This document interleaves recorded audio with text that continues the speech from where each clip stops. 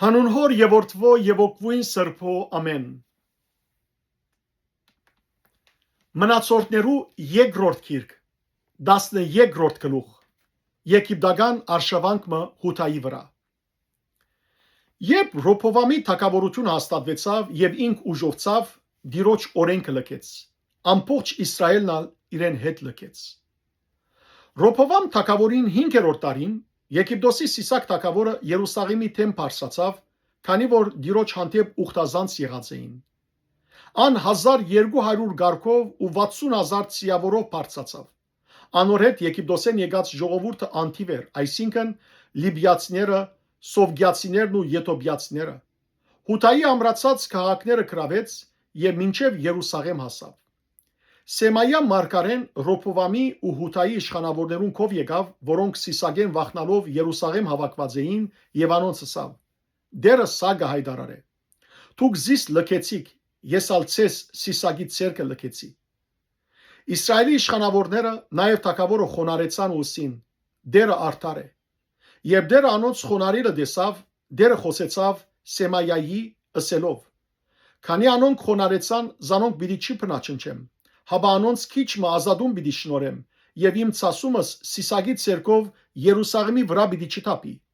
Սակայն անոր հպատակ պիտի լան, որբեսի իմ ծառայությանս ու երկրի թագավորներուն ծառայության դարբերությունը գիտնան»։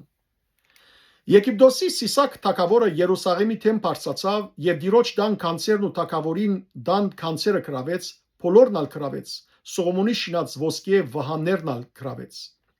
Ռոփովամ թագավորը անոնց տեղ բղինցե վահաններ շինեց, ու զանոնք թագավորին դան մուտքը բահբանող սուրհանդակներու բեդերուն ցերկը հանձնեց։ Երբ թագավորը Տիրոջ դունը գերտար, սուրհանդակները գուկային, զանոնք գրեին, հետո զանոնք սուրհանդակներուն խուցը գվերադարձնեին։